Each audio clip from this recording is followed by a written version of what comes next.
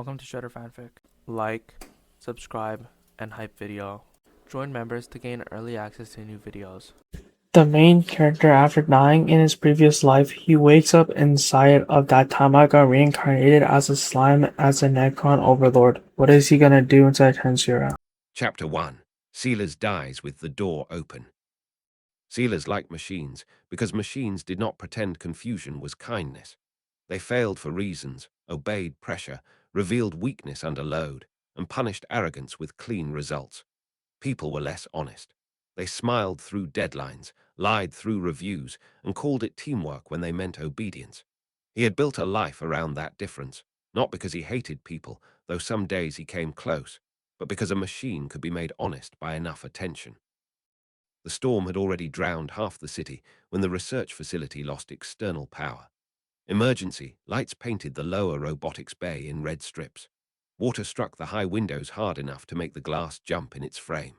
Sealers stood beside the test rig with one hand on the manual release and the other wrapped around a wrench slick with oil. The prototype loader above him shuddered each time the backup system tried to correct a reading from a sensor box already submerged. "The lock is cycling backward," Mara shouted from the catwalk. "If the arm drops, it cuts through the coolant line." "Then stop shouting and give me the count," Sealers said. Chief Vale cursed over the intercom. The loader had frozen with its industrial arm suspended above 3 trapped technicians.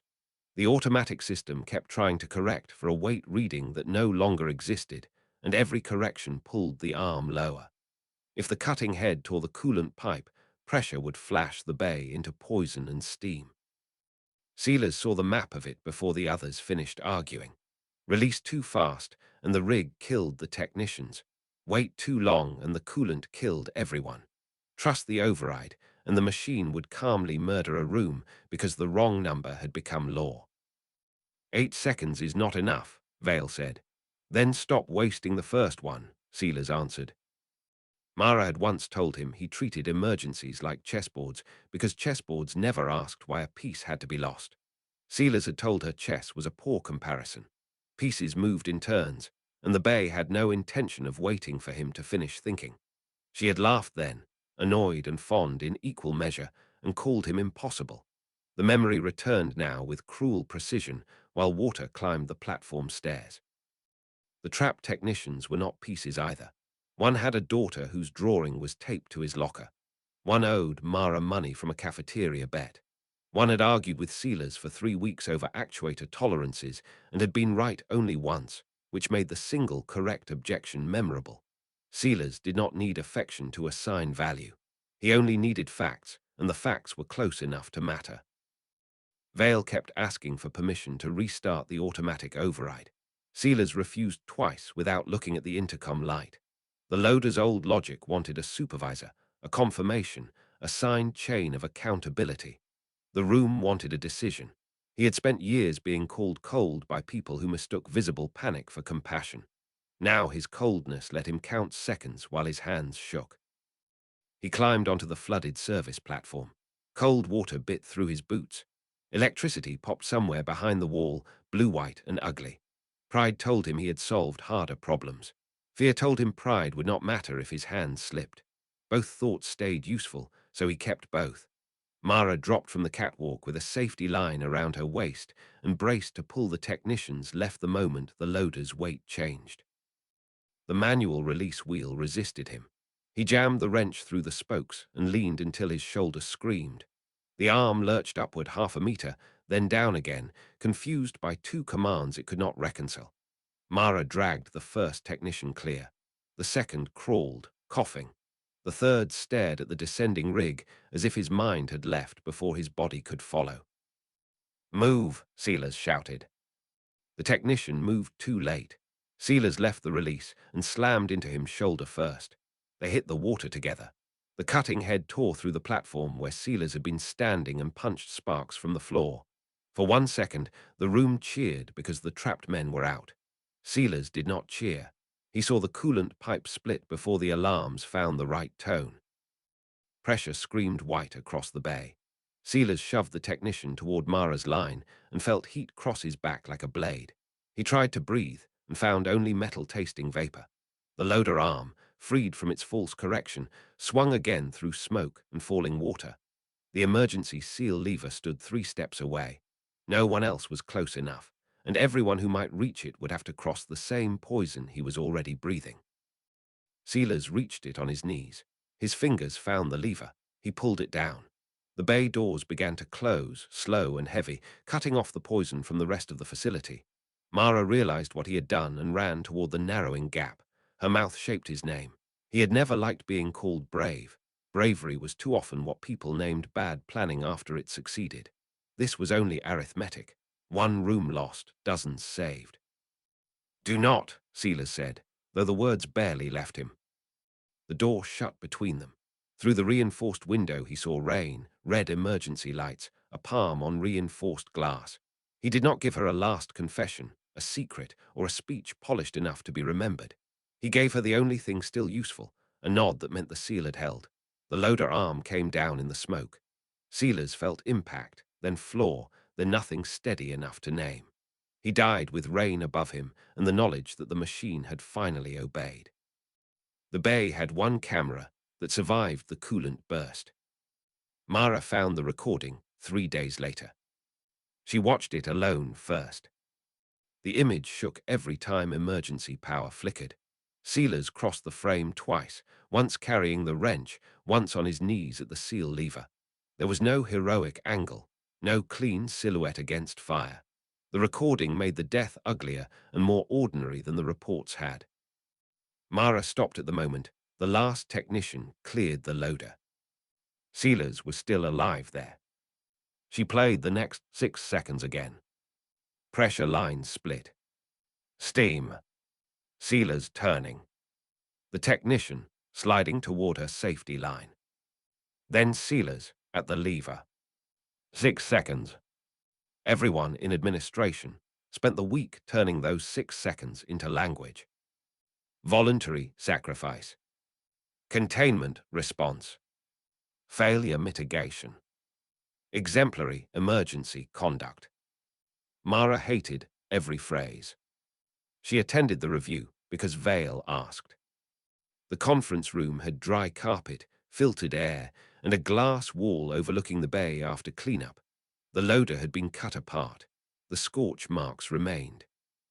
A senior director opened with liability. Mara closed her eyes. Vale said 3 technicians survived. The director nodded. Yes, because of. Say his name. The room stopped. Vale looked at her. Mara's hands were flat on the table. Say Sealers. The director did. It helped less than she expected. They reviewed the sensor failure. A submerged load box had sent impossible data into the automatic correction loop. The loader believed the arm was too light and kept lowering. The manual release fought the override.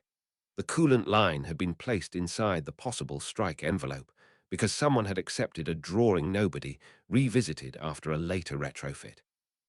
Sealers had complained about that exact route months before. Mara found the note. 3 lines. Coolant service path crosses mechanical failure arc. Move line or add physical breakaway. Software interlock is not enough. The recommendation had been deferred for cost. No villain had stamped kill, engineer later across the page. Just delay. Budget. Priority. The ordinary machinery of deciding a risk belonged to the future. Mara read the note aloud. No one argued. The director said, "We will implement the change." Mara almost laughed. Now. Yes. He's dead now. Vale interrupted before the room broke. The change still matters.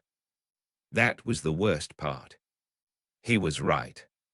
The surviving technicians still worked there. Another loader would be built. A useful correction did not become meaningless because it arrived late. Mara hated that too. She signed the corrective action report. Not because the company deserved absolution. because the coolant line would move. Afterward, she went to the locker room. Silas's locker had been sealed pending family collection. A small drawing was still taped to the neighboring technician's door. Blue house, yellow sun, 4 people with hands too large. The man whose daughter had drawn it had survived. He stood in the doorway behind Mara. I keep thinking he shoved me too hard. Mara looked. The technician rubbed one shoulder. He broke something.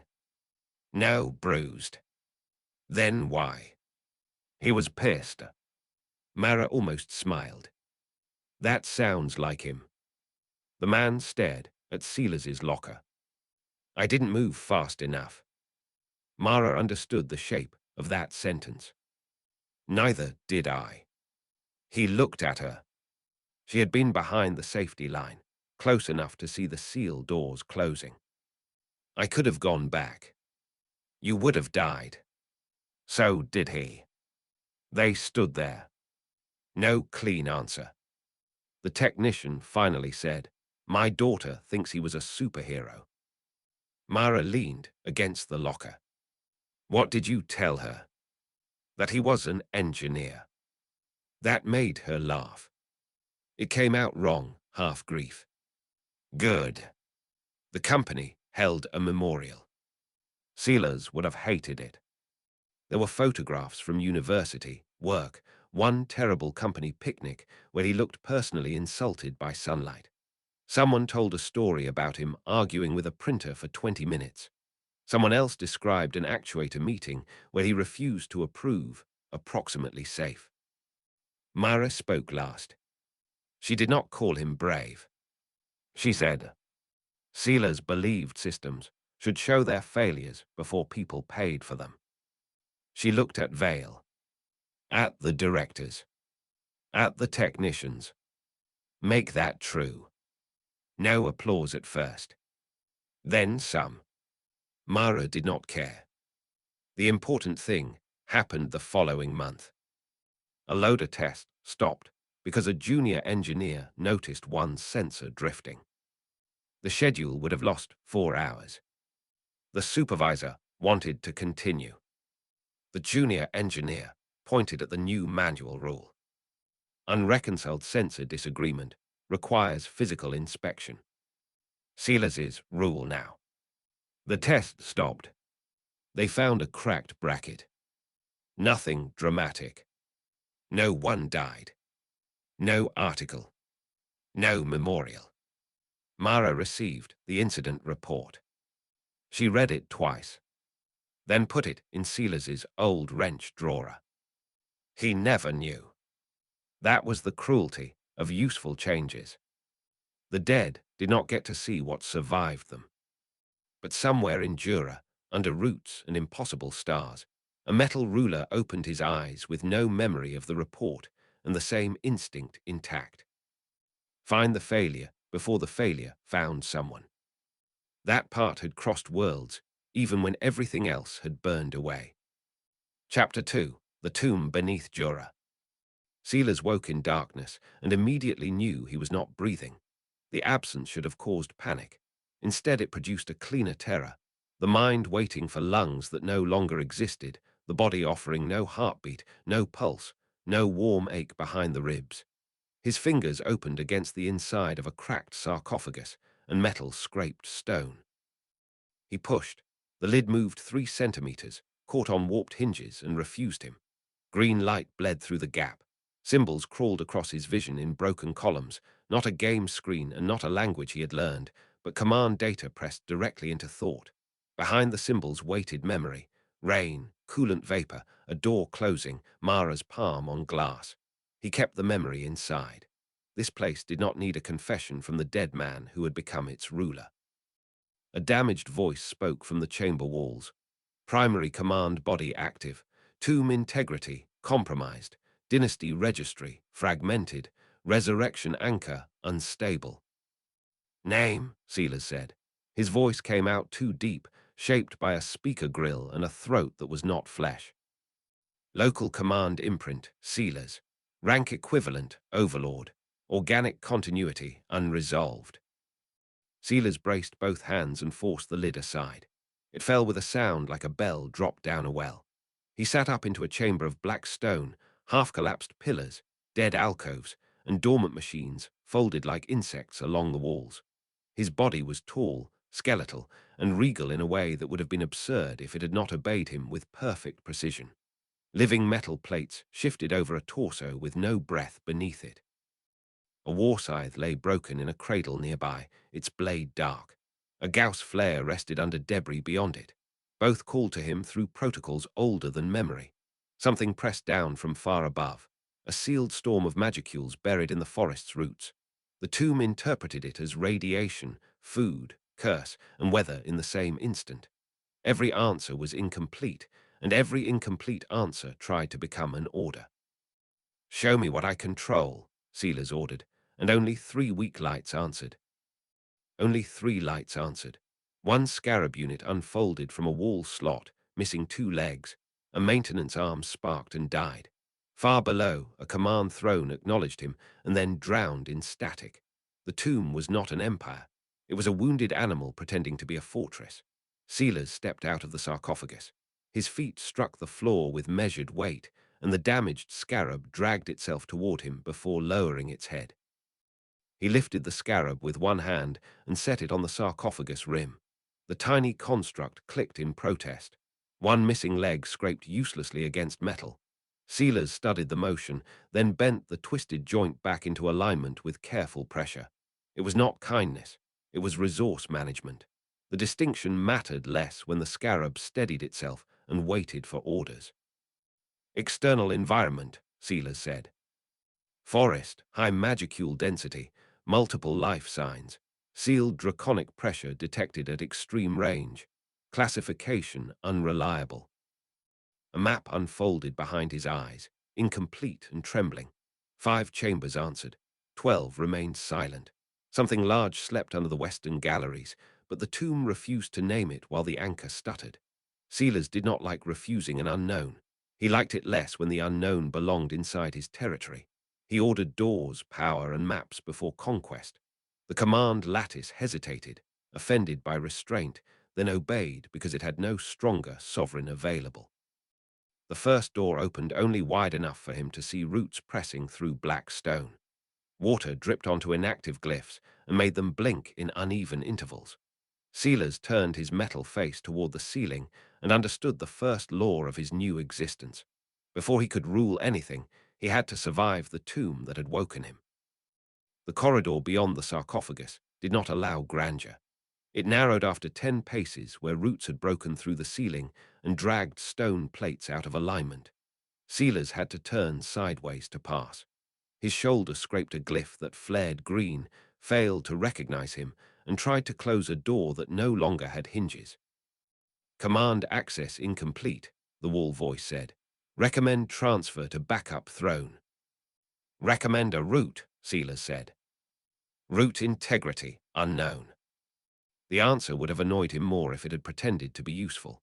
He lowered the broken scarab to the floor and let it crawl ahead. Its restored leg twitched every 4th step.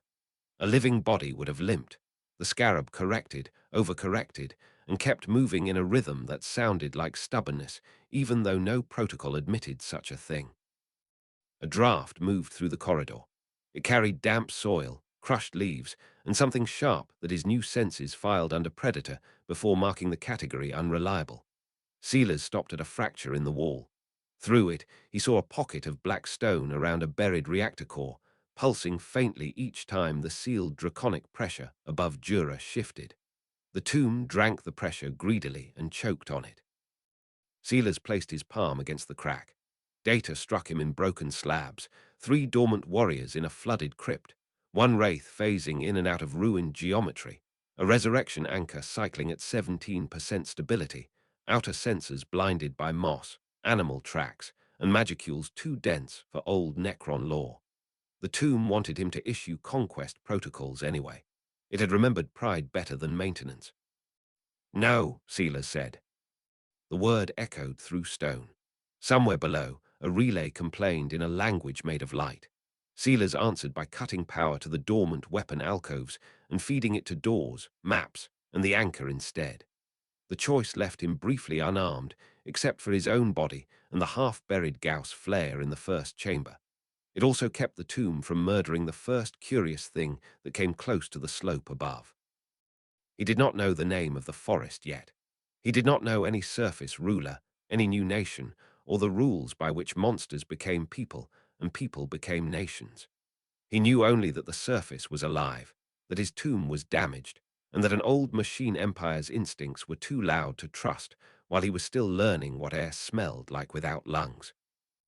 At the end of the passage, the scarab found a door with roots threaded through its locking teeth. Sealers bent down, gripped the stone, and pulled until the roots snapped wetly and the door opened a handspan. Pale moonlight slipped in from a shaft high above. A leaf fell through the gap and landed against his metal foot. Sealers looked at the leaf for several seconds before ordering the scarab to catalogue it. Not an enemy, not a resource, not a subject. A fact from a world that had not asked permission to exist over his tomb. "We begin with facts," he said. The scarab clicked once. This time the tomb did not contradict him. The first chamber Sealers restored was not the throne room. The tomb objected. It expressed objection through a sequence of warning glyphs that translated roughly into dynastic inadequacy. Sealers ignored them. The chamber was a maintenance bay beside the sarcophagus corridor. Half the ceiling had collapsed. 2 scarab repair cradles remained intact. One had power. That was enough. Theta did not have a body yet. Her voice existed in 3 wall speakers and a maintenance terminal that occasionally replaced nouns with static. Primary throne access would increase command authority by 37%. Sealers knelt beside the damaged scarab. Can command authority fix its phase regulator? A pause. No. Then throne later. The tomb disliked that answer so much the nearest wall glyph dimmed. Sealers almost appreciated the honesty. He cleared stone by hand. His new body could lift weights that would have required machinery in his first life, but strength did not make the work simple. Necrodermis fingers could crush old components if he forgot scale. Twice he bent a connector and had to reform it. Living metal answered in tension strangely. He pressed a damaged plate flat. The metal flowed. Sealers froze. The plate repaired itself around his fingers. Not instant. Not free. A faint green pulse left his arm and entered the scarab chassis. Energy transfer. The tomb recorded. Command body repair allocation, 0.008%. Sealers looked at his hand. He had not issued a formal order. He had wanted the plate whole. The body had answered. Useful. Dangerous. A machine that obeyed unspoken desire could be worse than one that obeyed bad code. Disable autonomous repair transfer without explicit confirmation. That may reduce combat survivability. Do it. A confirmation mark appeared in his vision. Sealers accepted. The second attempt required deliberate command. Better. He rebuilt the scarab's missing leg with material from a dead conduit. The construct stood. Tested weight. Clicked. Then did something unexpected. It walked to the doorway. Stopped. Turned back. Sealers stared. Report. No words. The scarab projected a crude internal map. A corridor. Collapsed arch. Heat source. Movement. Something living had entered the outer ruin. Sealers rose. The Gauss flare remained half buried in debris. He could retrieve it. He did. The weapon fit his hand like a memory not his own.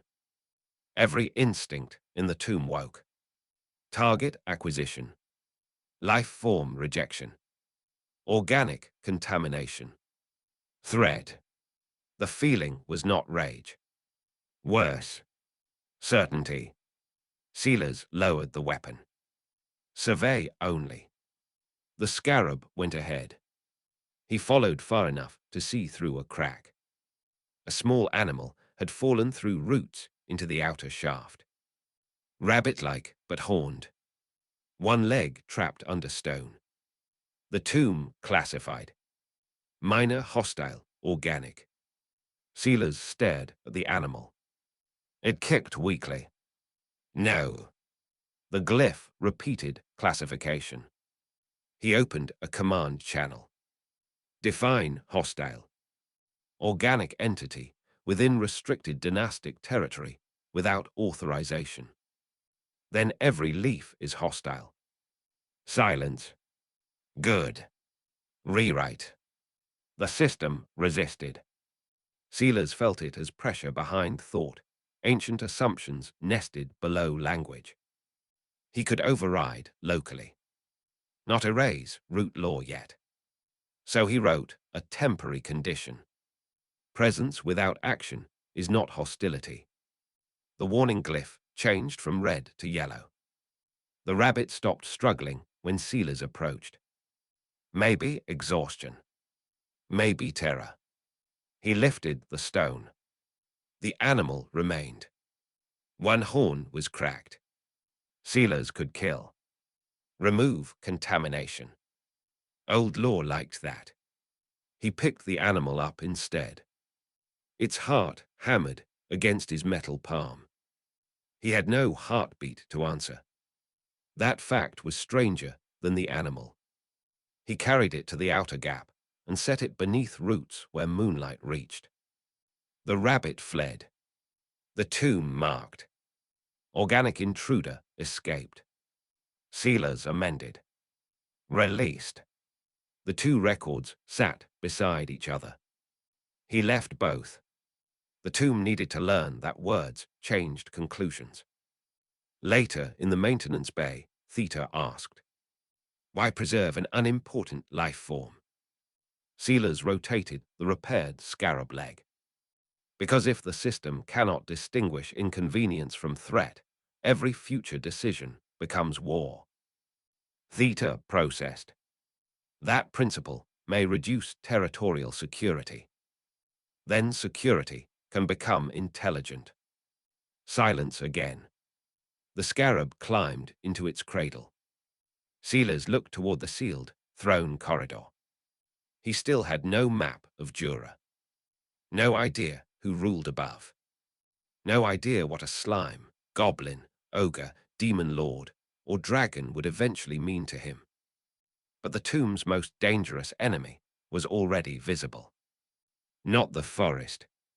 Not magicules. The inherited certainty inside every old command. He spent the rest of the night renaming alarms. Intrusion became unverified presence. Enemy became asterisk hostile action confirmed. Property loss became resource movement pending explanation. The edits were ugly. Temporary. The archive objected constantly. At dawn, the first repaired, Scarab left the bay and returned with a leaf stuck to its carapace. Sealers looked. The construct had catalogued it. Species unknown. Moisture. Magicule saturation. No threat classification. Sealers removed the leaf and placed it beside the maintenance terminal. Progress. Theta answered. Classification incomplete. Same thing. For the first time, the wall voice almost sounded annoyed. Chapter 3. Magicules in the Circuits. Theta refused to let the relay leave the gallery as a warning no one understood. She set the burned component beside the scarab tracks and made Sealers describe what he had changed in words a maintenance worker could use. He disliked the exercise until a junior construct corrected the power order and prevented the next surge from reaching the throne. Sealers recorded the correction under Theta's name. The tomb systems did not need praise, but its people needed proof that knowledge could move upward as well as commands. The next relay failed during the night watch, but it failed differently. Theta saw the change first and called sealers before the command lattice could hide the result. They worked without weapons, passing power through a scarab chain until the reactor accepted a narrower rhythm. At dawn, sealers ordered the safer pattern copied into every active chamber. He also kept the failed pattern in red ink, where nobody could mistake survival for mastery. Theta placed a seal over the restored relay and wrote one warning beneath it: never trust a quiet number. Sealers approved the wording. Theta's first body was built from 3 incompatible machines. 1 maintenance spine, a damaged cryptek shell, 2 scarab optical clusters. Sealers would have called the result unacceptable in his first life. Here it was the only configuration that could walk. Theta woke standing. Immediately fell. The left leg locked straight. Her shoulder rotated 30 degrees too far. 1 optical node pointed at the ceiling. Sealers caught her before her face hit the floor. Report. Humiliating. He looked at her. That was not a standard diagnostic. Theta corrected. Left knee actuator desynchronized. Gyroscopic prediction error. Secondary optic misaligned. Better. She pushed away from his hands and tried again. The knee failed. She fell a second time. This time, sealers let her catch herself on the bench. Theta looked up. Why did you not intervene? You had the bench. A pause. Acceptable. They repaired the knee together. That mattered more than the body. Theta could now point. Sealers could watch what she noticed without sharing a wall terminal. She pointed first at the burned relay from the reactor. Again. They reran the magicule test. No weapons. No pylon. Only a coil, a dead relay, and a small crystal recovered by a survey scarab from a forest deposit remained on the bench. Sealers placed the crystal near the circuit. Magicules gathered. The relay lit green. Then changed. Not voltage. Behavior. The circuit began rearranging its own timing. Theta stepped closer. That should not occur. Which part? The relay is selecting. Sealers watched. The old circuit had 3 possible routes. Normally command logic chose. Now the magicule pressure strengthened one pathway because it aligned with the repeated rhythm of their last successful test. The system had learned preference from outcome. Sealers disliked the word preference. Still, he tested. Changed the load. The circuit returned to the old route. Then, after 3 successful pulses on the new route, shifted again. Adaptive. Not conscious, necessarily. But the tomb's hard machine logic was becoming porous. This world did not respect the border between mechanism and meaning. Theta said, if every component learns, command authority decays. Sealers looked at a repaired knee. You chose to stand again. I followed function. Twice. She stared. The optical cluster above her brow narrowed. That comparison is manipulative. Correct. He almost smiled. Theta turned back to the relay. They built a test using 2 identical paths. No advantage. No damage. Each fed the same load. Sealers alternated commands randomly. The circuit obeyed. Then Theta spoke the command instead. The relay hesitated. Same authority. No. Different. Magicule flow changed depending on speaker.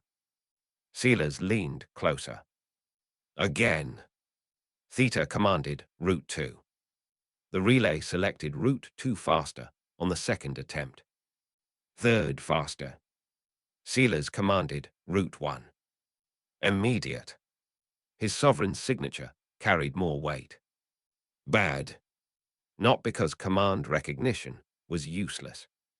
Because magicules were amplifying hierarchy. A technician in his first life could challenge a bad command with procedure. Here the system might literally make Sealers' words more real. He felt cold despite having no body temperature. Theta saw. Problem. Yes. Authority mismatch. Worse. Sealers looked at the reactor chamber. If this spreads to people, not just circuits, my rank could become force. Theta processed. Command bodies are designed to exert force. Not that kind. He shut the reactor test down. Then reopened. New protocol. No experimental command accepted from me alone if a second operator can verify. Theta looked. You are the sovereign. Exactly. The tomb issued an objection, so strong it lit 3 walls red. Sealers left them red. The first application came sooner than expected. A lower power conduit destabilized. The automatic system asked Sealers to authorize a high-energy purge. He saw the prompt.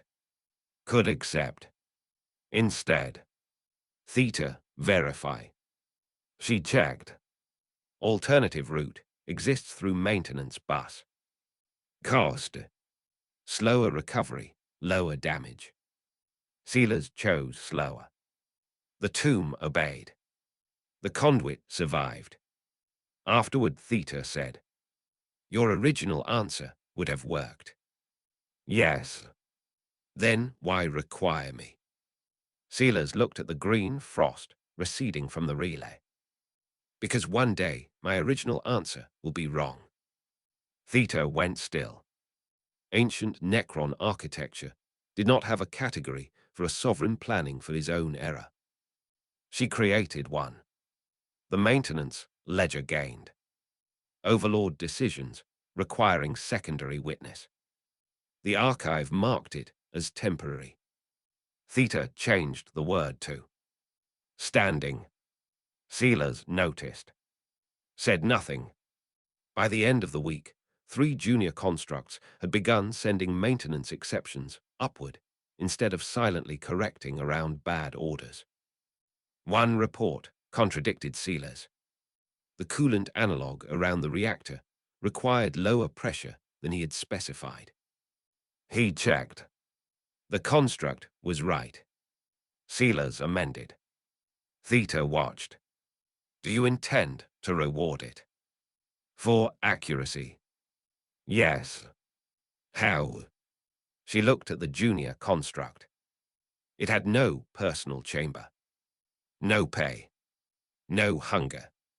No family. Rewards from his first life did not map cleanly. Sealers said, put the correction in the public maintenance log under its identifier. Theta did. The construct later paused in front of the log for 4 seconds longer than required. Sealers noticed. Theta noticed him noticing. Neither commented. The tomb was not becoming human. He did not want that assumption either. It was becoming something that could accumulate choices. That was enough to make every repair more complicated. Also more interesting. Theta's first independent maintenance decision came 2 days after the relay tests. Sealers found a sealed service door open. No alarm had fired. The door led to a coolant trench beneath the reactor gallery, where old pipes crossed above a narrow maintenance crawl space. Theta stood inside with 2 scarabs and a length of black conduit laid across the floor. Sealers stopped at the threshold. Authorization. Mine. The answer made 3 old command seals flare in his vision. Theta saw them. Problem. Not yet. She pointed to the pipe above her. A hairline fracture ran along the bend, Nothing leaked. The pressure read normal. Sealers checked the inspection log. The pipe had passed every automated test. How did you find it? Sound. He looked at her. The scarab leg clicked against the wall. The return was wrong. She had investigated without waiting. Then opened a maintenance door she technically had access to, but the tomb still expected all meaningful work to originate from the Overlord. Sealers crouched beneath the pipe. The crack followed an old weld. If it failed, the coolant would pour across the maintenance path before the pressure sensor noticed enough loss to react. His first life returned in a flash of red emergency light. He kept his voice level. Repair plan. Theta showed him. Not 1. 3. Patch in place. Replace the bend. Reroute the line entirely. The patch was fastest. Replacement safest locally. Rerouting prevented the maintenance path from sitting beneath a failure point at all.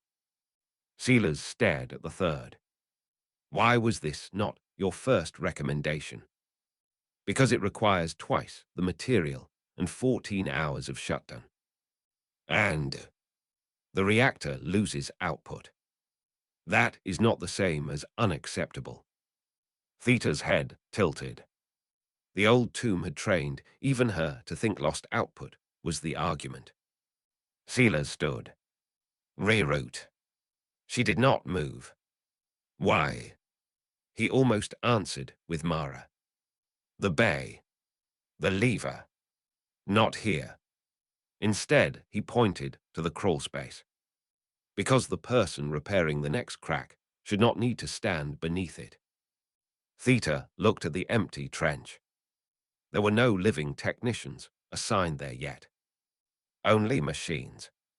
That did not change the principle. She nodded. The reactor shut down one section. The tomb complained for 14 hours. Nobody cared. Kaijin arrived halfway through, after hearing Sealers had willingly sacrificed output. He leaned over the trench. This is ugly. Yes. Longer pipe. Yes. More joints. Yes. Then why? Theta answered before Sealers. Failure no longer crosses maintenance path. Kaijin looked at her. Then at Sealers. Good. They finished near dawn. The new route bent around the crawl space. The old pipe remained on the workbench as evidence. Theta tagged it. Passed automated inspection. Failed acoustic observation. Sealers added nothing. The next morning, a worker asked why the reactor had been down. Theta explained. Not Sealers. The worker looked at the reroute. More work. Yes. Better. Theta paused. Then said. Safer for whoever repairs it next. Sealers heard from the doorway. That answer mattered more than the shutdown log. Chapter 4. Scarabs under moonlit trees. The goblin messenger returned at dawn with 2 hunters and a bundle of straight sticks. He laid the sticks beside the scarab's repaired firewood and said, If it steals again, we will know what is missing. Sealers almost ordered the patrol away. Instead, he sent the scarab to carry 1 stick back and watched the goblins argue over whether the machine had understood the bargain. The answer mattered less than the new practice. Fear had become an observation, and observation could be answered without blood. By the 3rd patrol, the goblins had stopped throwing stones. 1 child followed the scarab at a distance and left mushrooms beside its path. The construct ignored the offering until Sealers redirected its survey routine. It picked up the mushrooms, carried them to the cedar root, and returned to work. No treaty recorded the gesture. The forest did.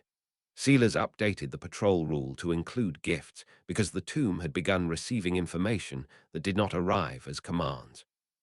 The child returned the next morning with another mushroom. This time, the scarab accepted it without waiting for an order. The goblins eventually named the scarab. They did not ask. Sealers discovered when the survey feed carried a child shouting, "Button, Button, come back." The scarab stopped. Sealers stared through the link. The construct's registry was S9A14. It had no button shape worth mentioning. A red maintenance lens sat on its back. Apparently, that was enough. The child ran up with muddy feet. "Button." The scarab rotated. Sealers checked command logs.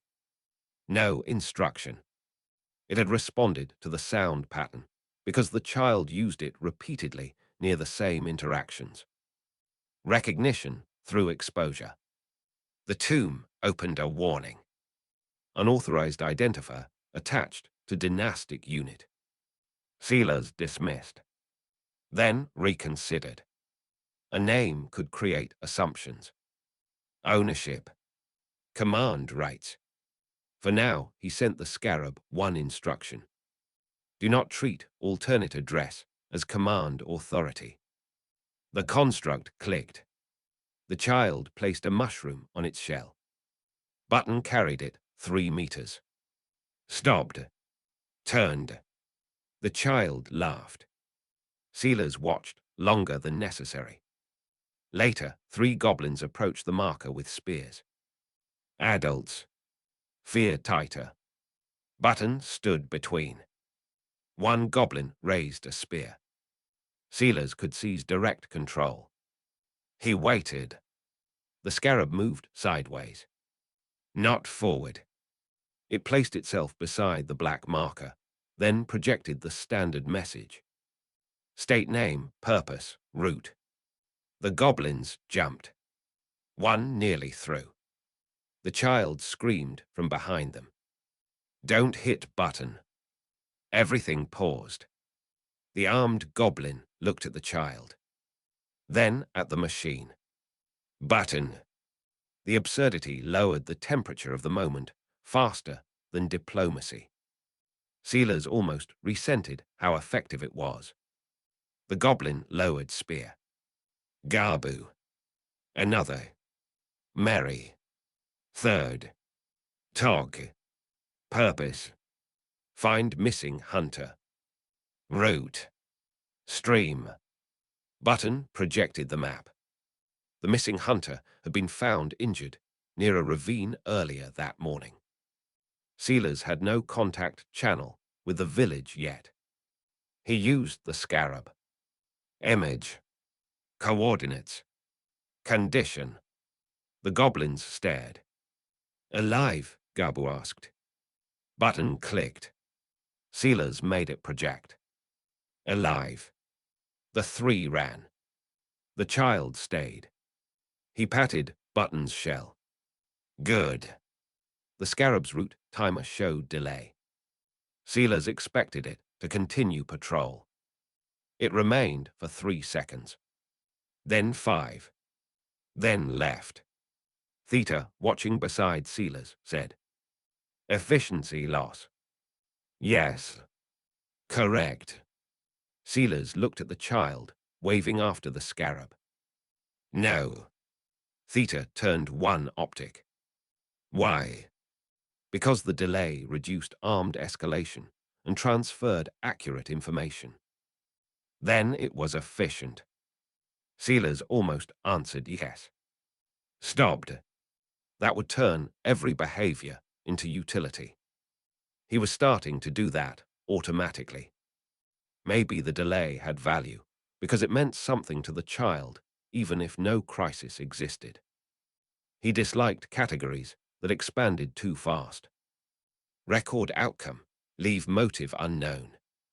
Theta accepted.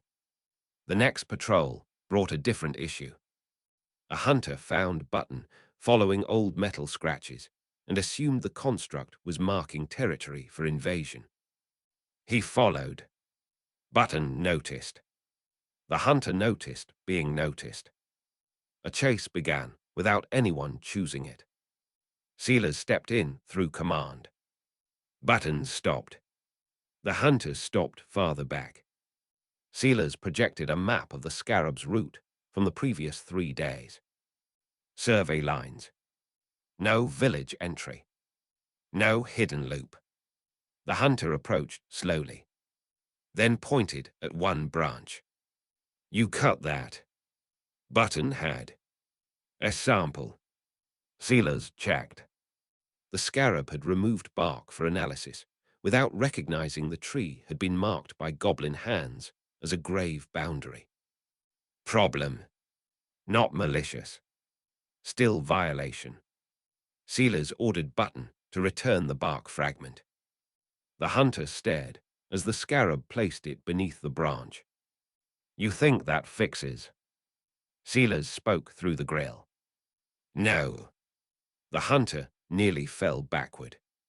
First time hearing Sealers directly. Then why? Because keeping it would make the mistake continue. The hunter looked at the branch. Then the machine. Grave. Understood. Sealers updated survey rules. Human-made or monster-made marks require non-destructive scan first. The hunter said, Monster-made. Sealers paused. Wrong phrase.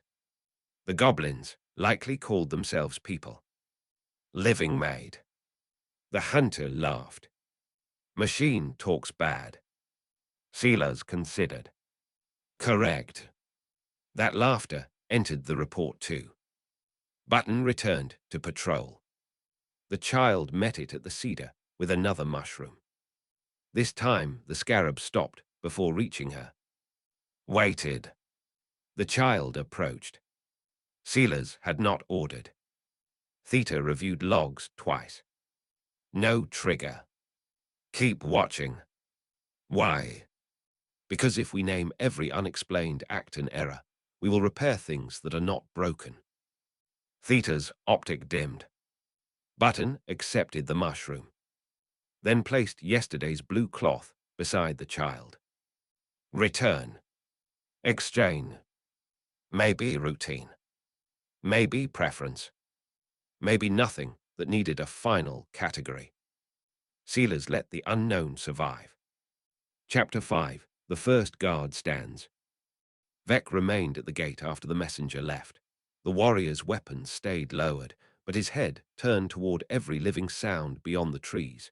Sealers opened the guard's memory chamber and found the corrupted command buried beneath 3 intact loyalty seals. He did not erase it.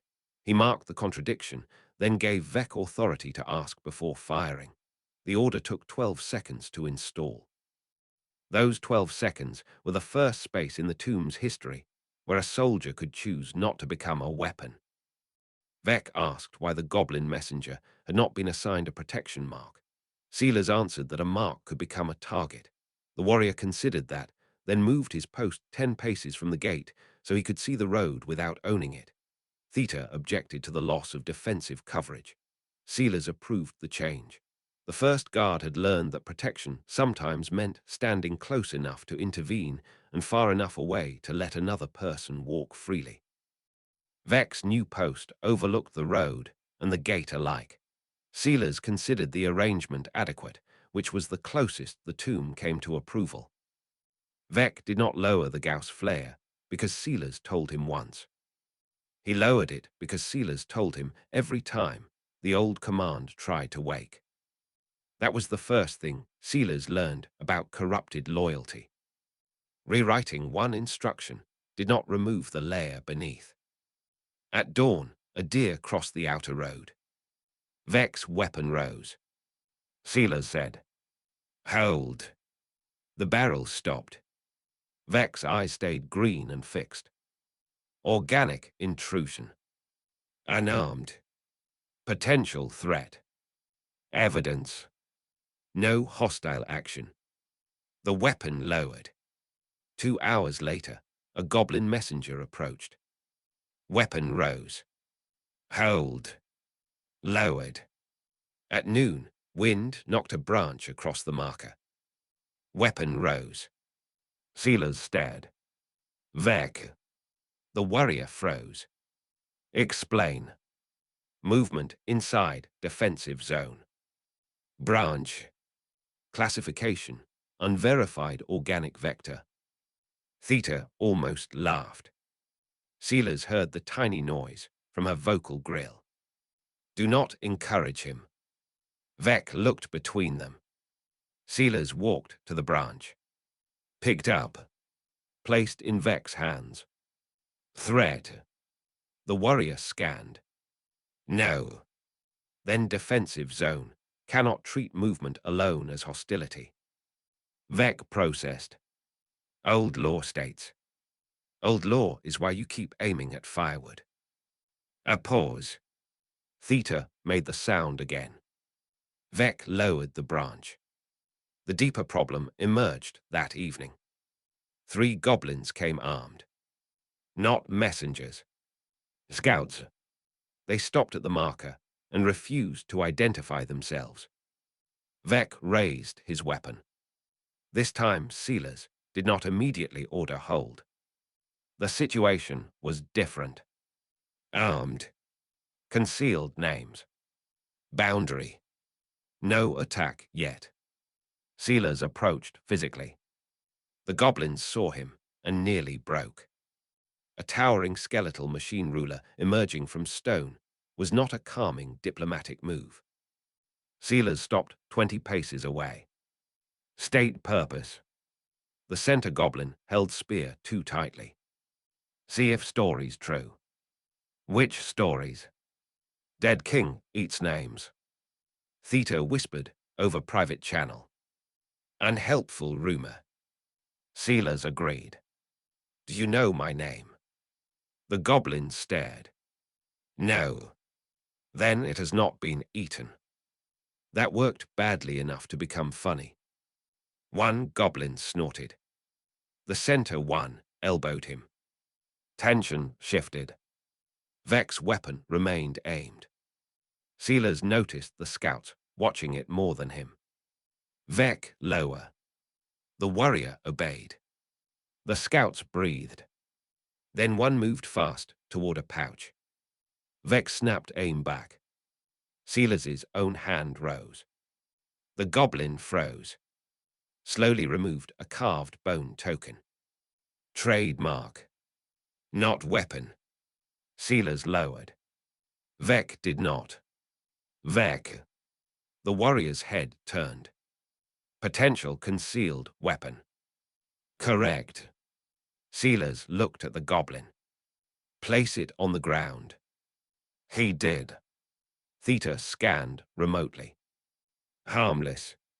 Sealers let Vec decide the next movement. The warrior stood. 10 seconds. Then lowered. That mattered. Sealers had not issued the final command. Vec had evaluated. After the scouts left, Sealers opened Vec's damaged memory sector. Not all. Only the targeting layer. Images flashed. A burning world. Living figures charging a Necron line. A ruler's command. All organic movement beyond the gate is rebellion. The old order had been learned during war, then preserved after war ended. Vec had never been given peace logic.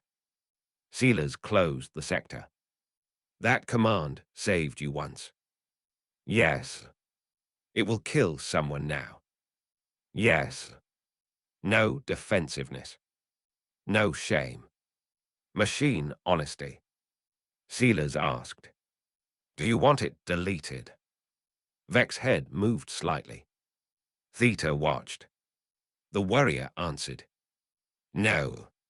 Sealers had expected yes. Why? Memory without command. There. Vec wanted the event, not the compulsion. Sealers separated. Hard work. The command was tied to identity seals. Removing too much could erase continuity. Theta built a sandbox copy. They cut the authority bit. Left the memory. Tested. Branch moved. Weapons stayed down. Goblin approached. Weapon rose halfway. Paused. Vec asked. Purpose. The goblin stopped. Answered. Weapon lowered. Sealers felt something close to relief. Not because the warrior had become harmless. Because the danger now had a question between perception and attack. The next morning, Vec changed his own post. 10 paces away from the gate. Sealers asked. Reason. At prior position, weapon covered road before voice range. That was better than anything Sealers had designed. You are reducing reaction speed. Yes. Acceptable. More information before fire. Sealers approved. Vec looked toward Forest. Overlord. Yes. If threat charges from beyond voice range, delay may cause damage. Yes. Then this is risk. Yes. The warrior processed. Acceptable. Sealers looked at the road. At the goblin footprints. At the branch. At the black marker. Risk that leaves room for correction is sometimes better than certainty that fires too early. Vec did not answer. Later, Theta found him repeating the sentence to himself. Not as command. As something he was trying to understand. Vec's first request for equipment surprised Sealers. Not a stronger weapon. A bell. Sealers stared at the object Vec had selected from a Tempest supply crate. Small brass. Leather strap. Purpose. Road warning. You have voice. Travelers do not always hear voice before seeing weapon. True. The bell would announce movement before Vec appeared around the bend. Sealers disliked adding noise to a guard designed for silence. The road did not belong to his preferences alone. They tested. Vec walked from gate. Bell rang once with each heavy step. Too loud. Children laughed. Hunters heard from far. Useful. Then wind moved it while Vec stood still. False presence. They changed mounting, so only deliberate leg motion rang. Better. A merchant later said. I know which machine is coming now. Not whether danger is coming. Which machine? That distinction mattered. Vec used Bell for weeks. Then asked remove. Reason. People recognize me without it. Sealers looked toward road. True. Travelers now greeted Gatewatch by call sign. No longer needed warning object. The bell had served transition. He did not make permanent rule because it once helped. They stored it. Months later, a newly awakened warrior requested the same bell while learning public patrol. Vec handed it over himself. No sovereign instruction. Temporary tools becoming traditions without becoming obligations. Sealers approved. The bell eventually hung at the public gate when no one needed it personally. Travelers rang for assistance. Its meaning changed again. Old Dynasty would have assigned one function and preserved it. Here one cheap piece of brass moved from warning to training to public request. Sealers found that more elegant than permanence. Chapter 6. Goblin Rumors. The lizardman trader returned with a witness from each village and placed their accounts on the same wet stone. One claimed the scarabs had saved a child. Another claimed they had measured her for a coffin. Gobta wanted to burn the lies together. Sealers stopped him and asked which version had cost someone food, shelter, or safety. The question changed the meeting. By sunset, the tomb had not won a reputation, but 3 villages had agreed to send named reports instead of sharpening anonymous fear. The trader's map gained a 4th village before the ink dried. This village had never seen a scarab. It had only heard that the tomb returned stolen tools. Gobta wanted to correct the rumor. Sealers told him to ask what the village needed returned. The answer was a plow taken by a local chief, not a machine. Tempest recovered the tool through ordinary negotiation. The story grew stranger, but the village learned that fear could be answered by naming the real thief. The trader kept the fourth village off the public map until its people agreed to be named. Sealers respected the delay. The lost knife turned out to belong to nobody in the village that claimed it. That was useful. Gobta brought 3 witnesses to the stream road. One old goblin swore the blade belonged to his nephew. A hunter from another settlement said he had seen the same knife on a trader's belt. The trader, when found, said both were wrong. It was in a cart I bought. Sealers watched through a scarab. The object lay on wet stone. Every person wanted the knife to prove a different story. The elder wanted proof tomb machines stole from his family. The hunter wanted proof traders were lying. The trader wanted his property returned. Gobta wanted everyone to stop talking. Sealers asked, "Does the knife have identifying mark?" The scarab projected.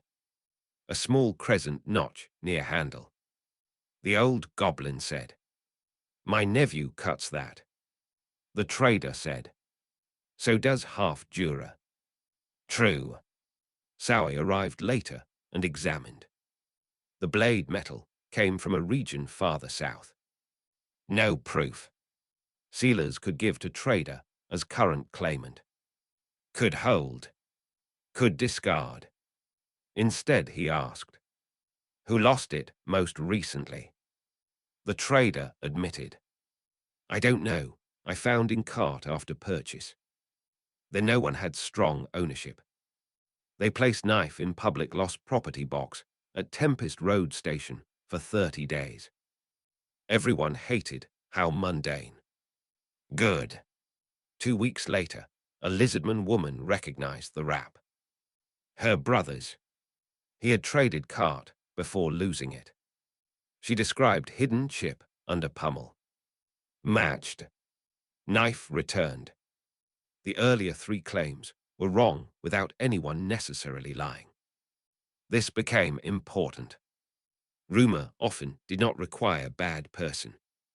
Memory, assumption, incentive. Sealers updated evidence practice. Do not equate contradiction with deception. Gobta complained. Then how no liar? More evidence. That's terrible. Yes. The fourth village, rumor, grew meanwhile. They had never seen tomb. Only heard tool returned.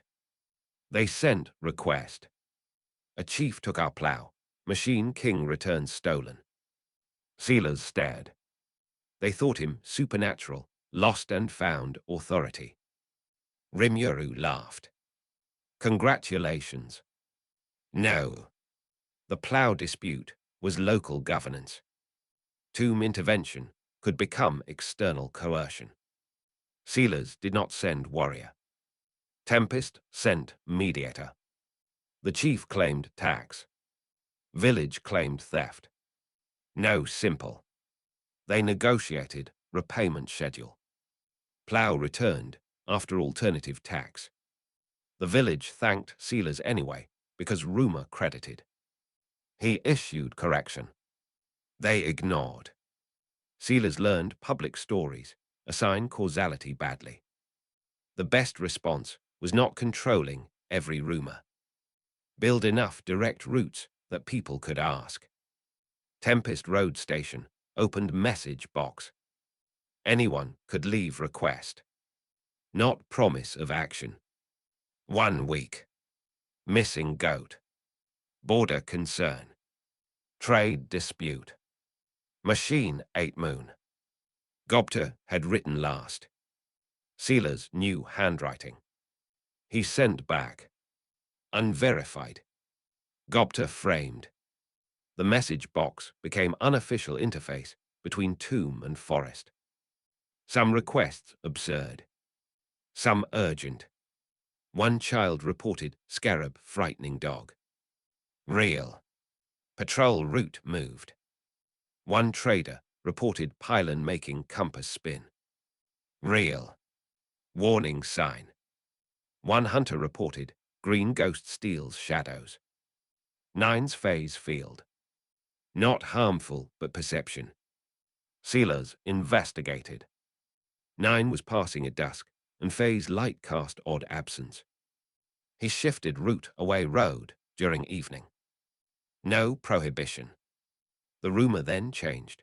Green ghost avoids travelers after sunset. Better. Sealers could not eliminate supernatural storytelling. He could reduce harm. The lizardman trader who helped Knife later became regular courier. She insisted on payment. Sealers paid her through Tempest's ordinary exchange system, keeping the courier relationship separate from any implied debt to the tomb. No hidden debt. She brought reports from villages that feared machines too much to approach. Over months, fewer. Not because fear gone. Because one could send question and receive answer without kneeling at tomb gate. The muddy stream road remained ordinary. The knife box remained. Sealers once walked past and found 3 items. Broken bracelet. Hammer. Wooden doll. No wars. No prophecy. Just lost things waiting for someone to recognize them. The tomb had begun as place where every unverified object became threat. Now it maintained lost property shelf. Theta found this strategically embarrassing. Sealers called it infrastructure. Chapter 7. Rimuru notices the silence. Rimuru folded the charcoal map and addressed the room rather than the empty forest. We send one person, he said. Shin objected, Rigurd requested a larger escort, and Great Sage supplied 6 reasons the plan could fail. Rimuru chose it anyway. At the tomb's outer marker, the envoy found a scarab waiting with a strip of black metal engraved in 2 languages. State your name, your purpose, and the road you will use. The message was not friendly. It was clear, and clarity gave the first meeting somewhere to begin. Rimuru's envoy reached the marker with no weapon drawn. The scarab scanned the visitor, found a hidden knife, and did not attack. Instead, it placed a second black strip on the ground. The envoy removed the knife and read the new instruction: declare concealed tools before crossing. Rimuru laughed when the report arrived. Shin called the rule insulting. Sealers kept it because the envoy had obeyed, and because a border that could change after evidence was better than one that pretended its first wording was perfect. Rimuru's envoy left the marker with the knife still in his hand, but not hidden. That difference reached Sealers before the report did. Rimuru's first env was a goblin named Koba who had volunteered because everyone else had found reasons not to. Koba regretted the decision at the marker. The scarab waiting there had 6 legs, green eyes, and no face to negotiate with. He read the black strip. Name. Purpose. Route. Koba swallowed. Koba. The scarab clicked. Envoy from Tempest. Click. Road. The scarab projected a map. Koba stared. That easy. A second strip slid from beneath its shell. Declare concealed tools. Koba went still. Knife. Small. Boot. Not intended as attack. Still concealed. He removed it and placed it in his palm. Knife.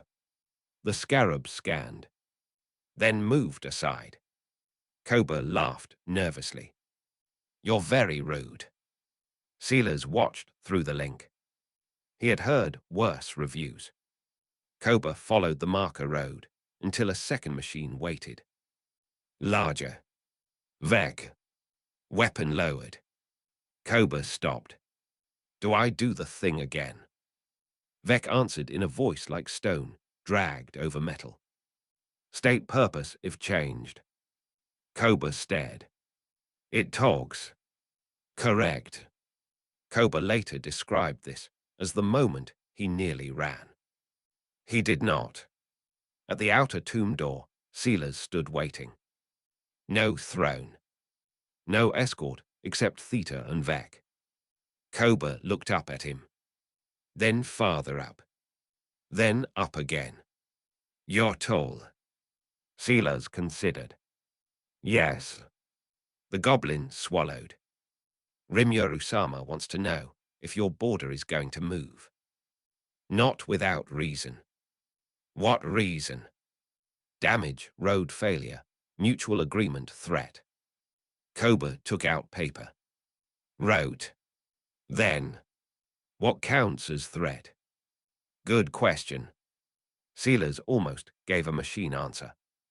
Instead, confirmed hostile action or credible preparation that cannot be resolved by warning.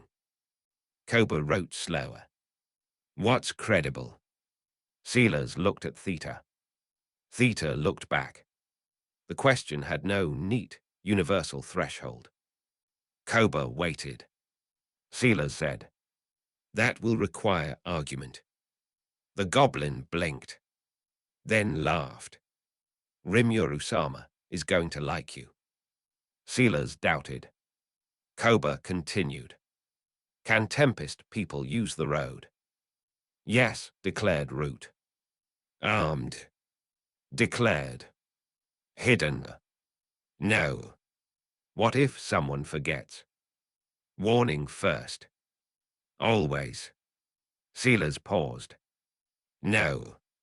Koba stopped writing. Why not? If someone raises a weapon inside the gate, warning may be too slow. The goblin nodded. That answer reassured more than pretending perfect restraint. He asked to see the public boundary. Sealers showed. Black markers. No hidden minefield. Visible pylon inactive.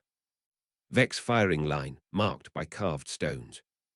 Koba stared. You marked where he can shoot? Yes. Why tell us? So you know we're not to mistake silence for safety. Koba's face tightened. Then relaxed. That's terrifying. Useful.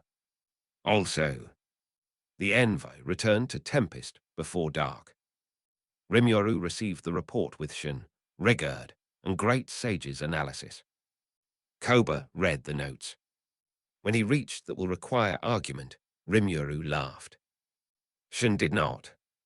He refuses to define threat. He admitted the definition changes, Rimuru said. That is worse. Maybe. Great Sage supplied probability estimates about the tomb's military capacity. Rimuru ignored for a moment. What did he do when you were nervous? Koba thought. Nothing. Nothing. Waited. That interested Rimuru. The envoy's fear had not triggered correction, reassurance, threat, or performance. Sealers had let discomfort exist. Rimuru folded the report. One person, next time too. Shin objected. Rigurd objected more politely. Rimuru pointed at the line. Hidden weapons must be declared. If we arrive with 20 armed escorts, we teach him that our questions come with force. Shin said, and if he kills the envoy, then we learn something important. Koba looked horrified. Rimuru smiled. Not you next time. Thank you. The second envoy was Shuna. That decision changed more than Rimuru expected. She arrived carrying no weapon. Only a basket. The scarab scanned. No concealed tools. Then paused at basket. Food. Sealers received an alert. Unknown organic material offered. He stared. Theta said. Potential contamination. Sealers said. Likely diplomacy. That sentence would have been absurd in his first life. Shuna reached marker. Name Shuna. Purpose, invitation. Route, tomb door. The scarab accepted. Then projected. Declare concealed tools. She held up chopsticks. Do these count? Sealers almost said no. Stopped. Wooden sticks could become weapons. But intent mattered. Declared, proceed. Shuna smiled at the machine. Thank you. The scarab recorded courtesy as non-tactical data. Theta deleted classification. Sealers restored it. Why? Because how people behave before conflict may matter more than what they carry. The second report to Tempest included. The tomb recorded, thank you. Rimuru stared. The blank on his map began looking less like absence, more like a neighbor who had not decided what shape the road between them should take yet. Koba's second visit was nothing like the first. He arrived carrying a stack of complaints. The scarab at the marker recognized his declared knife, his route, and his irritated expression. Name, Koba. Click. Purpose, everybody is angry. The scarab paused, as if evaluating whether that counted. Sealers eventually received him in the public hall. Koba dropped the papers onto the table. 3 hunters say your scarabs are taking samples from trap lines. 2 families say the marker lights wake children. 1 trader says Vec stares. Sealers looked at the last complaint. Vec does stare. I know. Then accurate. That's not the point. Koba rubbed his face. Sealers had assumed diplomacy meant disputes between rulers. Apparently, it also meant one machine standing too still beside a road. They went outside. First complaint. A hunter showed a broken snare. A scarab had cut one strand to inspect the metal. Sealers checked patrol log. True. The scarab had classified the snare as abandoned because no living presence was nearby. The hunter said, "It was mine." Was it marked? No. Then the machine could not know. Then it should not cut things it does not know. That was fair. Sealers changed the rule. Unknown tools remain untouched unless immediate hazard. Second complaint. Marker lights. The green intensity was designed for machine optics and distance. To human eyes at night, it glowed through shutters. A goblin mother brought Sealers to the bedroom where her child slept. The room was half a road away. Green light striped the ceiling. Sealers stared. He had never stood in this room at night. He lowered the marker. Too dim for patrol sensors. Theta suggested wavelength shift. Shuna suggested a hood over the lamp. The hood worked. Cheap. Local. No redesign. Sealers almost laughed at the amount of technology defeated by a piece of angled metal. Third complaint. Vec. The trader stood 10 paces from the warrior. He watches everyone. Vec answered. Correct. See. Sealers looked at Vec. Do you need direct visual fixation? Negative. Then stop. Vec rotated his head 10 degrees toward the road rather than the person.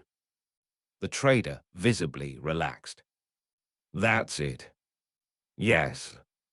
Koba looked at Sealers. You make everything sound like maintenance. Often is. No, sometimes people want to know you heard them. Sealers considered. He turned to the trader. The staring made the road harder to use. Yes. Understood. The trader nodded. Better. That evening, Koba collected the complaint pages. Sealers had expected him to leave them for archive. Why take? Because they're resolved. Records matter. I made copies. Koba held them up. The originals belonged to the people who wrote them. Sealers accepted. The next month, the complaint box filled again. Different problems. A scarab too close to livestock. One pylon humming during prayer. A worker correcting a child too literally. None threatened the treaty. That was the point. A border could survive irritation without becoming crisis. Koba eventually stopped, looking nervous at the tomb. He never stopped looking tired. Sealers suspected that was diplomacy's natural state. Chapter 8. Terms at the tomb door. Rimuru placed one hand on the threshold stone but did not cross. Sealers noticed and widened the door by another finger's breadth. Shin immediately shifted in front of her ruler, while Theta raised a pylon that could close the gap without crushing anyone in it. You keep calling this a border, Rimuru said. You keep arriving like a siege, Sealers replied. They left the argument unresolved, but Rimuru took the restoration token and Sealers accepted a route map. Neither was trust. Both were evidence that the next conversation did not have to start with weapons. Before leaving, Rimuru asked whether Sealers had ever opened the restoration vault for a living person. Sealers said no. Rimuru asked whether the answer could change. Sealers looked at the damaged door, the pylon, and the road behind the Tempest delegation. It can change when the reason changes, he said. Rimuru accepted that as neither welcome nor refusal. Shin marked the answer in her notebook. The tomb's first diplomatic record contained an opening condition rather than a promise. The route map remained folded between Rimuru's notes and Shin's objections. No one threw it away. Rimuru came to the tomb door without a throne behind him. Sealers noticed. Rimuru noticed Sealers noticing. That was the first useful thing they learned about each other. Shin stood one pace behind Rimuru and half a pace to the side, positioned to move first if anything crossed the threshold. Theta stood inside the tomb with one hand near the pylon control. Vec waited farther back, where his weapon could cover the hall without pointing at anyone. No one pretended the room was safe. Rimuru looked at the green line across his boots. Is this the border? Yes. Physical or political? Sealers paused. Both until we separate them. Rimuru smiled. Good answer. Shin frowned. Sealers continued. The physical threshold is tomb jurisdiction. The road outside is shared access under current terms. Current terms can change. By you. Not alone if they affect your road. Rimuru's expression shifted. That answer mattered. He crouched. Rimuru crouched and touched the threshold with one finger. The tomb woke. Glyphs. Threat markers. Weapon channels. Sealers locked all but observation. Rimuru felt the pressure. Your house hates me. It hates biology. That's broader. Working on it. Shin almost laughed. The sound escaped before she could stop.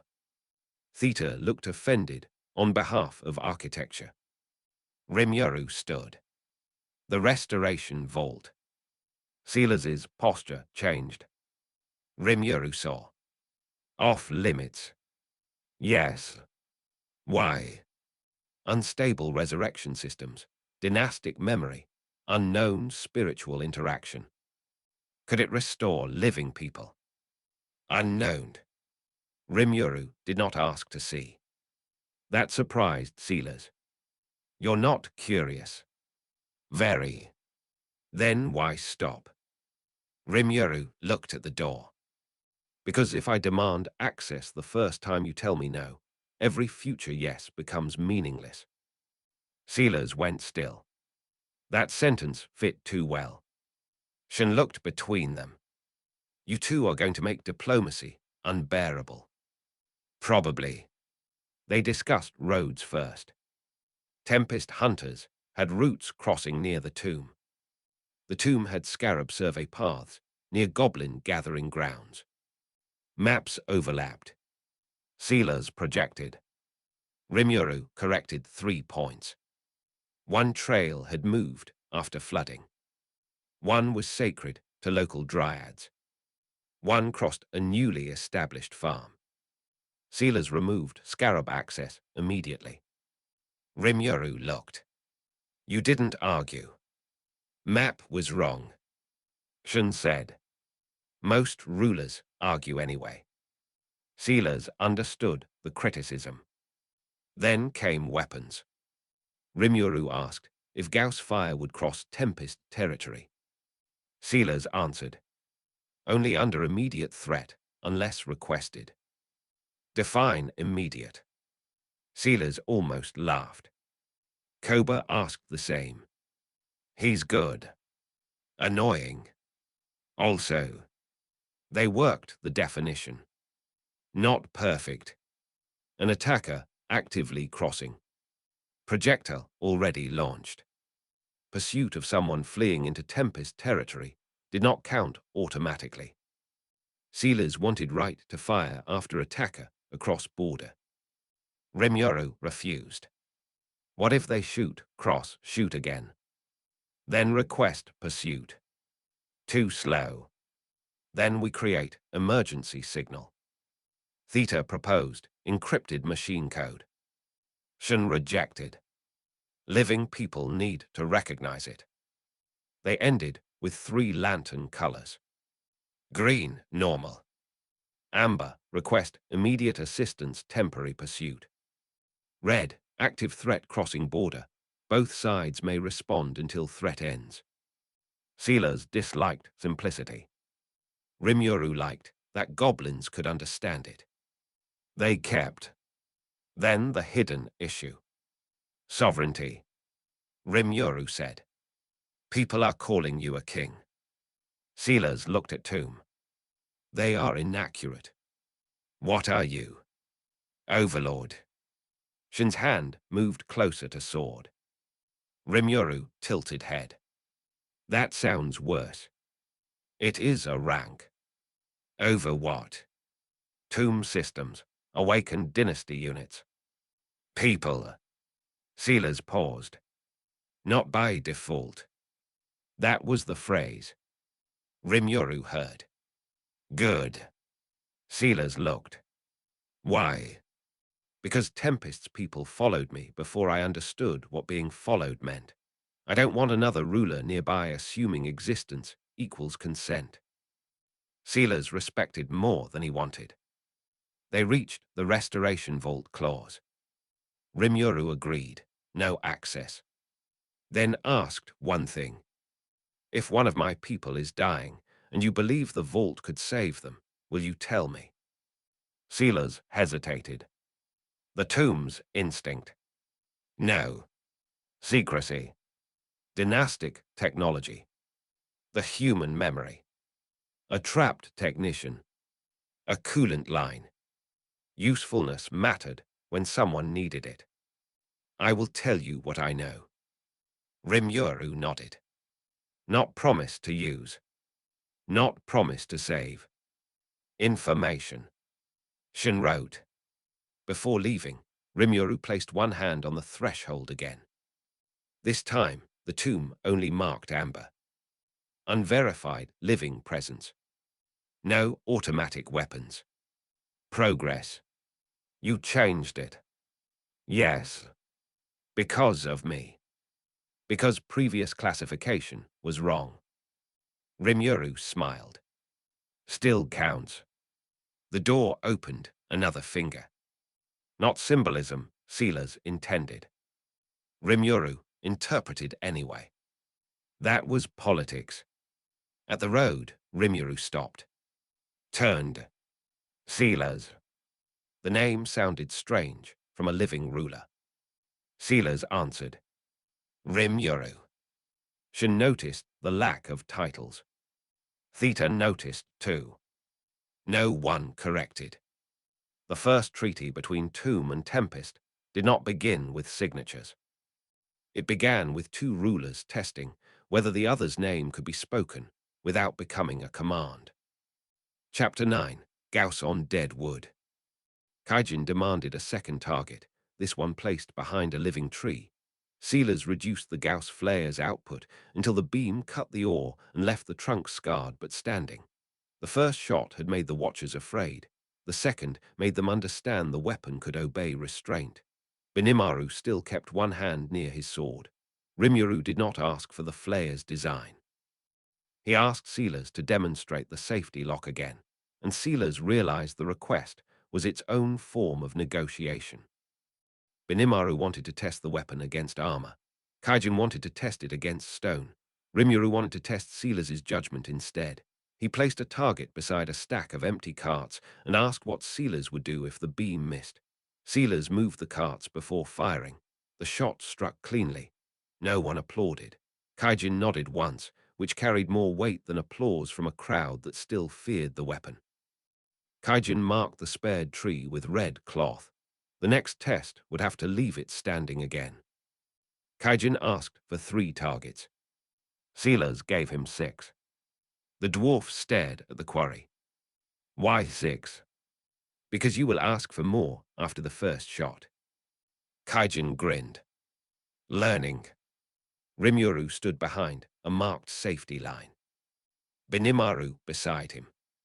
Shuna farther back with 2 healers who had no reason to be necessary if the test stayed a test. Sealers approved of their presence. The first target was basalt. Behind it, a natural ore vein. Sealers had mapped. He believed the reduced setting would stop inside rock. Theta believed too. They were wrong. The Gauss beam did not punch. It erased. Matter stripped. Basalt vanished in a green line. The ore behind vanished too. Rain fell through the empty path. Everyone stopped. Kaijin's pencil froze above paper. Benimaru's hand touched sword. Rimuru said nothing. Sealers lowered weapon. The silence mattered. No one praised power. Good. Kaijin walked toward the target only after Sealers locked weapon output. He looked at the missing ore. You said reduced. Yes. How reduced? 8%. Kaijin slowly turned. 8. Yes. Rimuru whistled. Benimaru said, We are not doing 100. No. Sealers felt the tomb protesting, lost opportunity. He ignored. Kaijin crouched at edge. The beam had removed a clean channel, but heat damage around edge was minimal. Different from magic fire. Different from conventional weapon. Can it stop sooner? Kaijin asked. Unknown. Then find out before you point it anywhere near a city. Reasonable. They built second target. This time layers. Wood. Stone. Metal. Water tank. Empty ground. Sealers dropped to 1%. Shot. Wood vanished. Stone partly. Stopped. Good. But the water tank behind ruptured from destabilized support. Not direct beam. Secondary effect. A cart nearby rolled because ground shifted. Benimaru caught. Kaijin pointed. That's the test. Sealers looked. The cart. The thing you didn't shoot. Yes. A weapon's consequence was bigger than impact path. He knew from first life. Still had almost repeated. They spent hours measuring. At 0.4%, beam could cut metal plate without crossing thick stone backing. At 0.2, precise enough to sever weapon shaft. At 0.1, still dangerous. Sealers disliked having a weapon whose minimum could maim. Rimuru asked, Can you change the emitter? Yes. Not just output. Sealers looked at Gauss' flare. Old Dynasty design prioritized annihilation. Precision was secondary. He could rebuild. Yes. Kaijin's eyes lit. Sealers regretted. The next week became engineering. Tempest workshop. Necron emitter. Dwarf hammer. Magicule containment. Kaijin refused to let Sealers treat it as sacred technology. It's metal. Living metal. Still metal. It remembers. So does steel if you hit it wrong. Sealers almost argued. Then watched Kaijin tap Necrodermis strip and listen. The dwarf had no sensor suite. Still heard internal tension. Useful. They designed a limiter insert. Physical. Not software only. A shaped conductor that prevented high-energy discharge unless removed manually. Sealers liked. Theta objected to needing physical access under combat. Exactly why useful. First prototype melted. Second warped. Third held. Rimuru volunteered target placement. Benimaru objected. Rimuru ignored. He placed a wooden sword beside Basalt. Cat sword. Sealers aimed. Limiter installed. Shot. The sword blade vanished at midpoint. Basalt behind scarred, but remained. Rimuru picked up 2 pieces. Good. Kaijin looked at spared quarry. Again. They tested until rain stopped. One shot missed slightly because Magicule Gust changed emitter stability. Beam hit empty dirt beside target. No casualty. Still. Sealers stopped entire session. Kaijin said, "We can correct. Later. You have power. That is not the same as control." Rimuru watched. Another sentence entering politics. Days later, Benimaru asked to use Gauss in armor test. Sealers refused full output. Benimaru objected. If we don't know, battle learns for us. True. They compromised. No person inside armor. Multiple layers. Distance. Emergency barrier. Test. Gauss cut through 3 layers. 4th held at limiter. Benimaru stared. Against real armor. Likely worse. Good. Sealers looked. Good. We need to know what not to stand behind. The strongest change came from a goblin worker. He asked, "Why green line only forward?" Sealers looked. What? If danger behind target, why not make line stop itself when it sees marker? Sealers almost dismissed. Then thought. Targeting beacon. A passive end-of-fire marker. Not software alone. Physical reflective plate or pylon field that would interrupt beam after point. Kaijin turned to worker. Show. They built crude prototype. A blackstone plate behind target. Gauss struck plate and dissipated into suppression field instead of continuing. Not perfect. Plate cracked. Still, a worker had asked better question than sovereign. Sealers recorded his name. The next quarry test began with 3 rules painted on a board. 1. Know what stands behind the target. 2. Minimum force that solves the problem. 3. Anyone may stop the test. Benimaru added 4th. 4. If Sealers says, probably, stop. Sealers stared. Rimuru laughed. They kept it. The limiter insert failed its first real field test because rain carried mud into the locking track. No enemy caused it. No magicule surge. Mud. Benimaru discovered the problem while trying to remove the limiter during a controlled armor drill. It would not move. He pulled harder. Sealers stopped him. If it requires force to disable, assume something is wrong. Benimaru released, with obvious reluctance. Kaijin dismantled the housing. A grain of stone had lodged beneath the sliding conductor. Tiny. Enough. The entire safety device had been designed around a clean quarry bench. The battlefield would not be clean. Kaijin held the muddy grain between two fingers.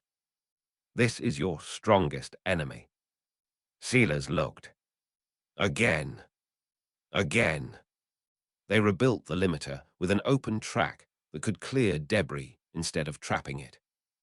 Then poured mud deliberately. Worked. Sand. Worked. Ice. Failed. Heat. Warped. They kept going. Rimuru arrived halfway through. You've been testing dirt for 6 hours. Yes. Anything explode? No. Then I guess this is responsible. Milim would have hated it. The next problem came from a goblin patrol leader. If I find one of these on a weapon, how do I know it's installed? The insert sat inside housing. Invisible. Sealers had assumed operator would know. Bad. They added external mechanical indicator. Green tab, limiter engaged. Black removed. No magical light needed. Works if power lost. Kaijin approved. Benimaru asked whether enemy could see and target it. Yes. Trade-off. A visible safety can be exploited. An invisible safety can be forgotten. They chose visible. Later, during a real skirmish, a warrior raised a Gauss weapon while civilians moved behind target. Benimaru saw green tab. New maximum output, physically limited. He trusted enough to stay in lane. That shared visibility mattered more than secrecy. Afterward, an Orc survivor who had joined road security asked to inspect the limiter. Sealers allowed, unloaded weapon. The Orc looked at mechanism. So strongest shot needs someone to remove this. Yes. Who? Authorized operator under conditions. The Orc frowned. Could you remove alone? Sealers could. That was the weakness. Physical limiter stopped accident, not sovereign abuse. He admitted. The Orc handed weapon back. Then metal doesn't solve king. No. Nothing did. Council, refusal, records, witnesses. The limiter solved only one class of failure. Sealers liked that clarity. A safety device did not need to save civilization. It needed to fail honestly inside the problem it claimed to address. He engraved nothing philosophical on it. Only engaged/removed. Kaijin insisted that was the best label Sealers had ever written. Chapter 10. The Trade of Metal and Names. The restored scarab leg became the first item in the trade ledger. Kaijin wanted a crate of alloy, Shuna wanted access rules, and Rimuru wanted a promise that no worker would be examined by a tomb machine without consent. Sealers accepted the last condition before the first two. A command protocol marked the promise as inefficient. He removed the protocol from the workshop interface and let the scarab continue its slow repair beneath the table. The transaction ended with less metal exchanged than planned, but with a rule both sides could enforce. Shuna returned the first metal tool with a woven grip around its handle. Sealers examined the grip, found no command thread, and asked why she had added it. So a worker can hold it without feeling like the tomb is holding them, she said. The answer was inconvenient enough to keep. Sealers ordered every traded tool delivered with a grip chosen by its user. The workshop gained a small custom, and the tomb lost another assumption about what ownership looked like. Shuna's woven grip became a signature of the workshop. Sealers never called it decoration.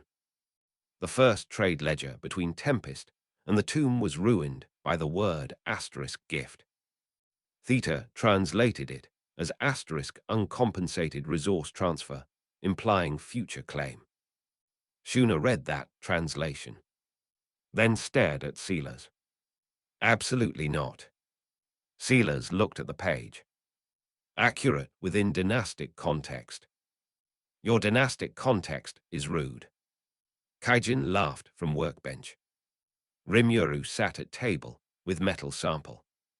The issue should have been simple. Tempest wanted blackstone fasteners. The tomb needed iron, charcoal, cloth, and local maps. Trade. Then Shuna had added woven grips to 3 tools without charging. Gift. The archive objected. Why? Rimuru asked. Sealers answered. Old dynasties treated unpriced transfer as tribute, debt, or submission. Shuna's expression hardened. And if I hand someone tea?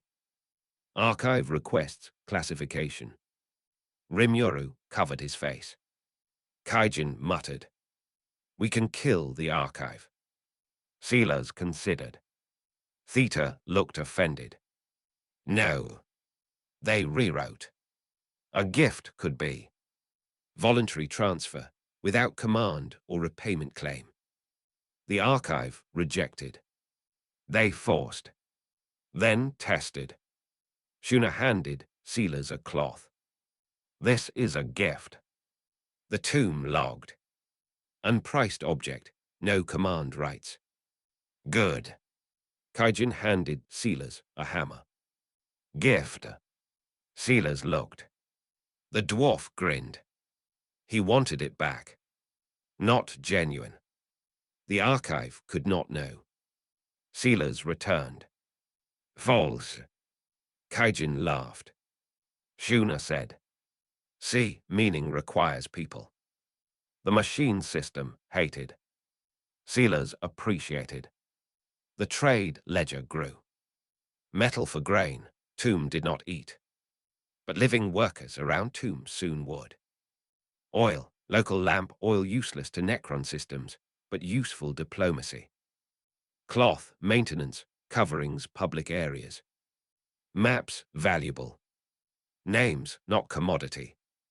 That distinction created next issue. A Tempest clerk wrote, Access to named workers for technical inspection. Theta flagged.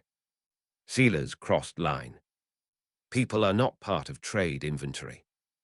The clerk flashed. I meant interviews. Right interviews. Shuna nodded. Small language. Large consequence. They rewrote. Voluntary, technical interviews with workers who agree. Kaijin complained forms becoming longer than tools. Rimuru said, Good.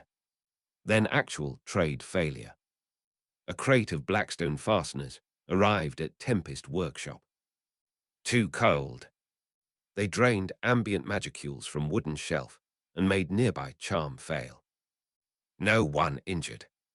Shuna's warming ward collapsed. Kaijin shouted. Sealers arrived. So, immediately recalled entire shipment. Tempest had already distributed 5 bags. They tracked 1 bridge, 1 ford, 1 storage, 2 unopened. Sealers wanted warriors retrieve. Rimuru refused armed machines moving through town over hardware. They sent scarabs with goblin guides. At bridge, fasteners already installed. Removing could weaken. Kaijin evaluated. Leave isolate. Sealers built insulating sleeves around each bolt. Ugly. Worked. At forge, fasteners had absorbed heat and magicules. One began phasing. Danger. Sealers removed with tongs. Destroyed under controlled field. No secrecy. Workers watched. A goblin asked, "Why sell broken metal?" Sealers could say, "Unknown interaction." He did. "We tested badly." The worker stared. A sovereign admitting. "Useful." Shuna later said. That answer brought more trust than replacing the crate quietly. Sealers disliked trust as currency. Still true. They created certification. Not bureaucratic excess.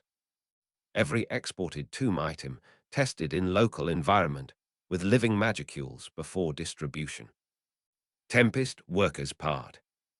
Tomb technicians part. The next shipment slower.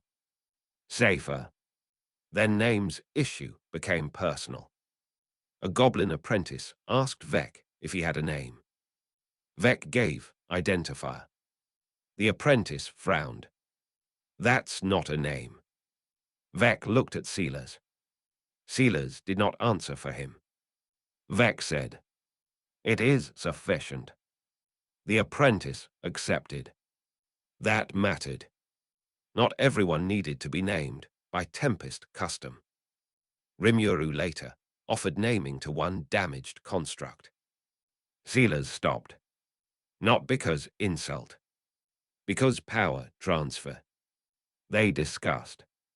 Rimuru explained his naming could strengthen and bind relationships unintentionally. Sealers explained old command codes could interpret external naming as claim. Both rulers stared at complexity. Shuna said, "Then ask the construct." Obvious. They did. The construct refused. Rimuru nodded. No offense. Later another construct requested a call sign without magical naming. Rimuru suggested. Construct chose itself. The archive complained. Sealers changed archive. The trade ledger became more than goods. It recorded how two societies discovered words that looked identical while carrying different power. Gift. Name. Access. Protection. Service. Debt. By chapter end, Sealers and Shuna had crossed out more terms than they kept.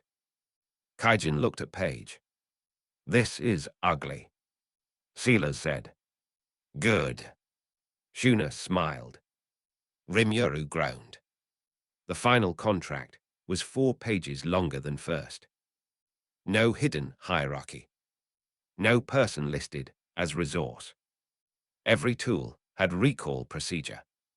Every inspection required consent. It was inefficient. It worked. Sealers signed. Rimuru signed. Kaijin added a hammer mark despite no signature line. Shuna added woven thread around ledger spine.